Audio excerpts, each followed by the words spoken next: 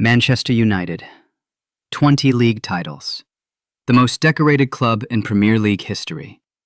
Their last one? 2013.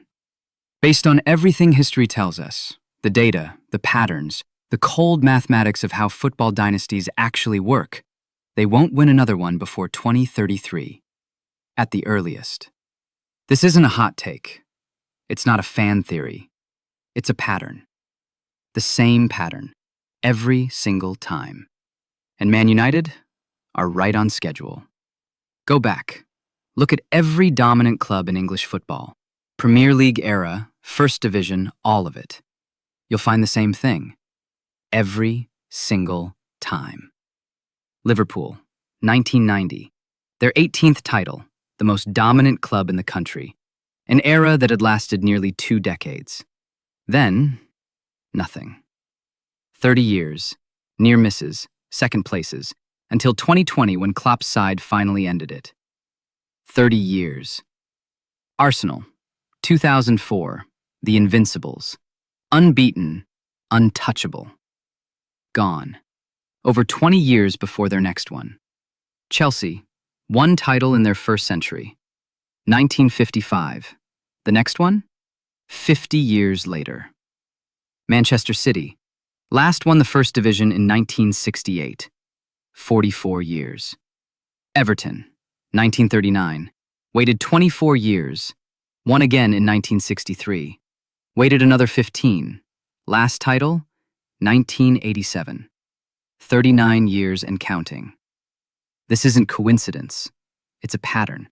When a dominant era ends, and it always ends, the floor before a club wins again is 20 years. That's not the average.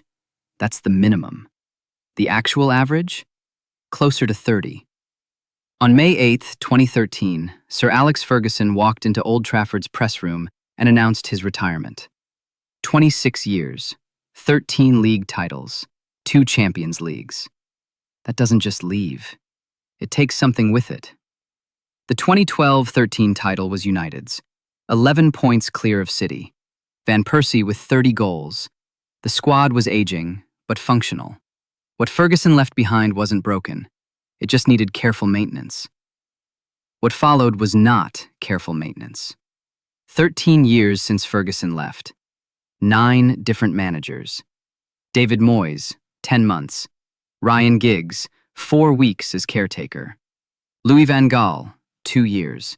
Jose Mourinho, 2.5 years. Ole Gunnar Solskjaer, 3 years.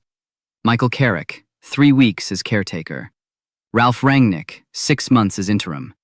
Erik ten Hag, 2.5 years. Ruben Amorim, 14 months, until a press conference where he publicly demanded full control and gave the board an ultimatum. The club responded the next morning. Darren Fletcher, 8 days. And then Michael Carrick, permanently. January 13th, 2026. 9 managers, 0 titles. 11 men in the same dugout that once had one for 26 years. But the instability, that's a symptom, not the disease.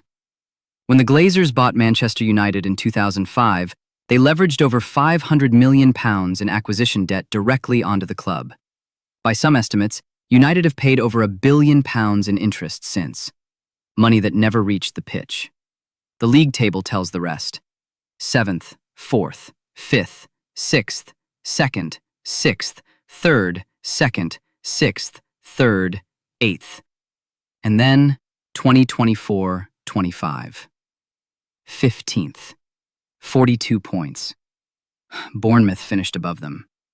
Their worst Premier League season in over 30 years. The most decorated club in the country's history, fighting to avoid the bottom half. The Glazers didn't leave until Ineos arrived. Ineos only completed their takeover in 2024. The clock on United's rebuild started in 2024, not 2013.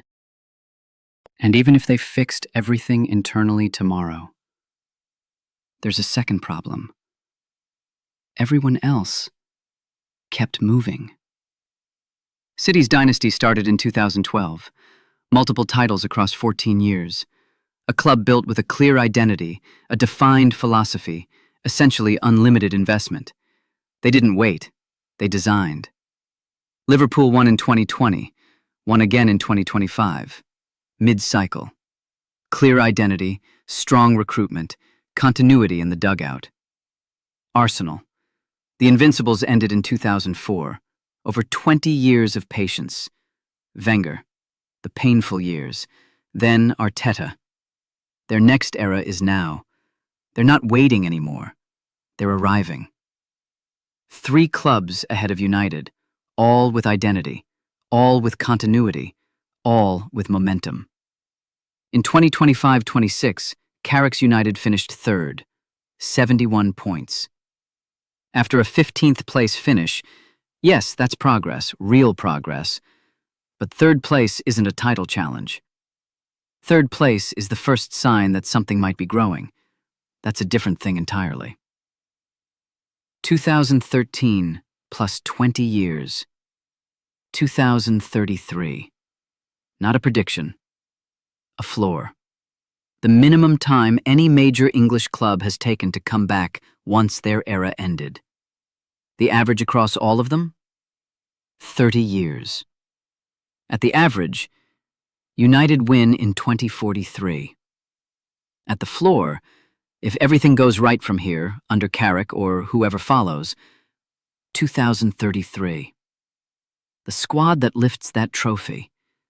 They're 13, 14, 15 years old today. They've never seen United win the league. They grew up watching City and Liverpool.